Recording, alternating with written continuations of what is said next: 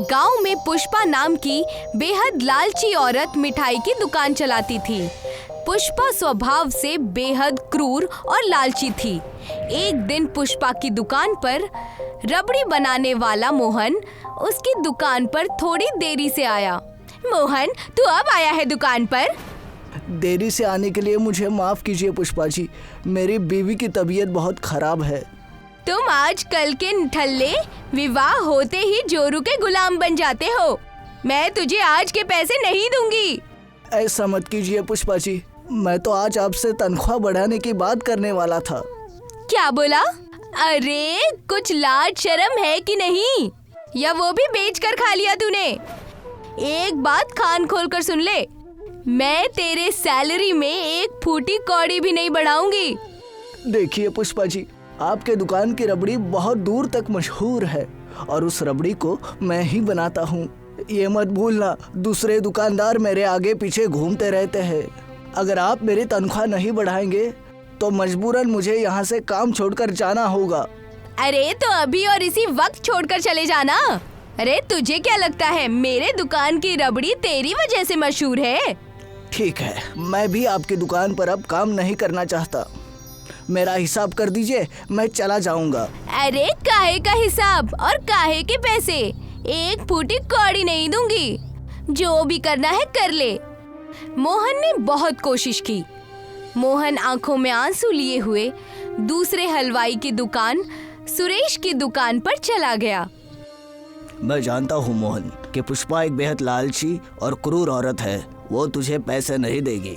तूने जैसे ही उससे तनख्वाह बढ़ाने की बात की तो उसने तुझे काम से निकालने का बहाना बना दिया और बेईमानी करने का भी। मैं पिछले 5 साल से उसकी दुकान पर काम कर रहा था और इन 5 सालों में मैंने कभी भी उन्हें शिकायत करने का मौका नहीं दिया। मैं रबड़ी बहुत अच्छी बनाता हूँ। मैं जानता हूँ मोहन, तेरी बनाई हुई रबड़ी बहुत दूर तक मशहूर है, इसलिए तू आज से मेरे दुकान पर रबड़ी बनाएगा। और हाँ, जितना पुष्पा तुझे तनख्वाह देती थी मैं तुझे उससे 2 गुना दूंगा। सुरेश की बात सुनकर मोहन खुश होता हुआ बोला, देखना चाचा, पुष्पा जी की रबड़ी अब ज्यादा दिन तक मशहूर नहीं रह पाएगी क्योंकि उनकी रबड़ी मैं ही बनाता था। कुछ वक्त बाद जमींदार की बीवी आरती, जो कि पुष्पा की दोस्त भी थी, पुष्पा की दुकान पर रबड़ी खाने आई। मगर रबड़ी खाते ही वो गुस्से से आग बबूला हो गई। आरती चिल्लाती हुई बोली, पुष्पा, पुष्पा, कहाँ है तू? क्या हुआ आरती?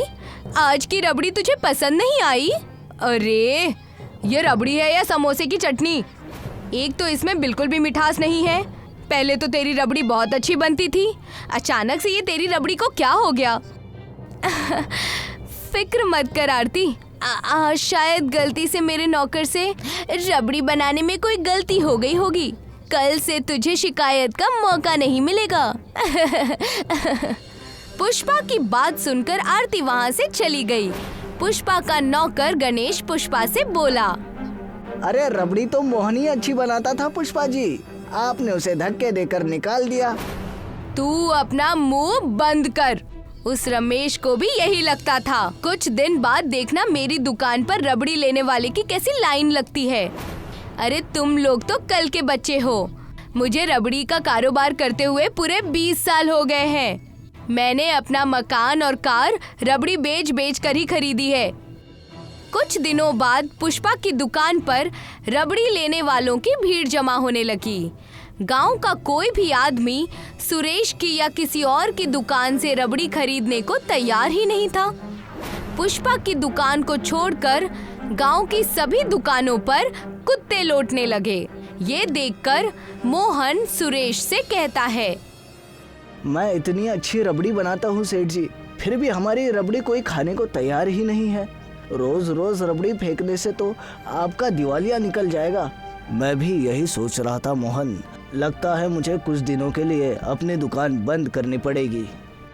मैं कुछ समझा नहीं सेठ जी, आप कहना क्या चाहते हैं? मोहन, तुझे पुष्पा की दुकान पर काम करते हुए सिर्फ 5 साल हुए और मैं 20 साल से देख रहा हूँ। जब कभी पुष्पा की दुकान पर लोग रबड़ी खाना बंद कर देते हैं तो कुछ दिनों बाद अचानक से उसके दुकान पर भीड़ लगने लगती है। पता नहीं पुष्पा ऐसा कौन सा चमत्कार करती है कि फिर किसी भी व्यक्ति को उसकी रबड़ी के अलावा किसी और की रबड़ी अच्छी नहीं लगती। अब क्या होगा सेठ जी? अब तो मालिक ही हमारी मदद कर सकते हैं। कुछ दिनों बाद सुरेश की दुकान पर एक पागल आदमी आकर खड़ा हो गया। वो कुछ खाना मांगने लगा। उस पागल आदमी ने हाथ में 2 मिट्टी की मटकियां पकड़ी हुई थी। सेठ जी, लगता है ये व्यक्ति मानसिक रूप से सही नहीं है, भूखा मालूम होता है। इसकी हालत देखकर लगता है इस बेचारे के पास पैसे भी नहीं होंगे और ये बेचारा कई दिनों से भूखा भी मालूम होता है। इसे कुछ खाने को दे दो।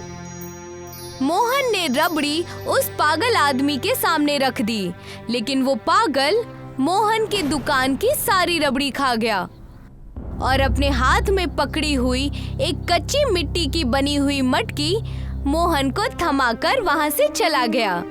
उसके जाते ही मोहन ने मटकी खोली तो उसने देखा कि उस मटकी में लोहे की बनी हुई रबड़ी रखी हुई थी। क्या है मटकी में?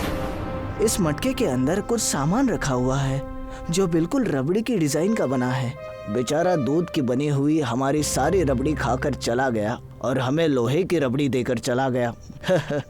कुछ वक्त बाद वही पागल पुष्पा की दुकान पर जाकर बैठ गया। दिनेश ने पुष्पा की नजर से छुपकर कुछ रबड़ी उस पागल को खिलाई। रबड़ी खाकर पागल वहाँ से जाने ही वाला था। अरे कहाँ जा रहे हो? रबड़ी खाई है तो पैसे देकर जाओ। जाने दीजिए पुष्पा जी, बेचारा पागल है। अरे पागल है तो क्या हुआ? मैंने पागलों को मुफ्त में खिलाने के लिए ढाबा नहीं खोल रखा। और ये इसके हाथों में क्या है? हाँ? पुष्पा ने उस पागल के हाथ से मटकी छीन ली। पुष्पा ने जैसे ही उस मटकी को खोला तो उसकी आंखें फटी की फटी रह गईं। उस मटकी के अंदर रबड़ी के आकार के हीरे जगमगा रहे थे, लेकिन कुछ ही क्षणों में पुष्पा के हीरों की मटकी लोहे और कंकड़ की मटकी में बदल गई और वहीं दूसरी ओर मोहन की मटकी हीरे की रबड़ी में बदल गई। सेठ जी, ये तो हीरो की रबड़ी बन गई है। वो पागल व्यक्ति कोई मायावी व्यक्ति था। मोहन और सुरेश बेहद रईस हो गए। उन दोनों की रईसी देखकर पुष्पा का नौकर दिनेश पुष्पा से बोला, एक तो वो पागल आपकी मुफ्त में रबड़ी खा गया और हीरे की रबड़ी वो मोहन और सुरेश को दे गया। मुझे लगता है उस हीरो की रबड़ी पर आपका अधिकार था। ये सुनकर पुष्पा गुस्से से आग बबूला हो गई। वो तुरंत कुछ गुंडों को लेकर सुरेश और मोहन की दुकान पर जाकर उनसे मारपीट करने लगी।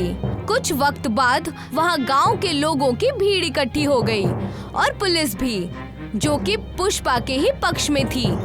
उस पागल ने जो हीरो की रबड़ी तुम दोनों को दी थी वो मेरी थी। गलती से वो कंकड़ की रबड़ी मुझे देकर चला गया। यह बिल्कुल गलत है। अपना मुंह बंद कर और सीधी तरह से मेरी हीरे की रबड़ी वाली मटकी वापस कर। पुष्पा उन दोनों से बुरी तरह से झगड़ा करने लगी। तभी वहाँ पर वही पागल आ गया। मैंने सोचा था कि तुम्हारा लालच अब समाप्त हो गया, पर वक्त के साथ तुम्हारा लालच और बढ़ गया है। पुष्पा उस पागल आदमी की आवाज को पहचानती थी।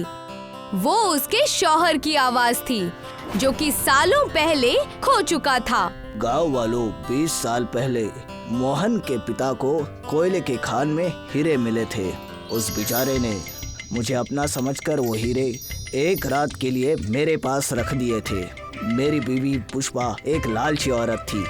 20 साल पहले एक हादसे में मेरी और मोहन के पिता की जान चली गई। तब से मैं मोहन को ये हीरे देने के लिए तरस रहा था, लेकिन पुष्पा के कारण मैं नाकामयाब रहा और मुझे पता था कि मुझे पुष्पा का लालच ही यहाँ खींच लाएगा। इतना कहकर अचानक वो पागल गायब हो गया। पुलिस ने पुष्पा को अरेस्ट कर लिया। पूछताछ के दौरान पुष्पा ने अपना जुर्म कबूल कर लिया। अदालत ने पुष्पा को उम्र कैद की सजा सुना दी।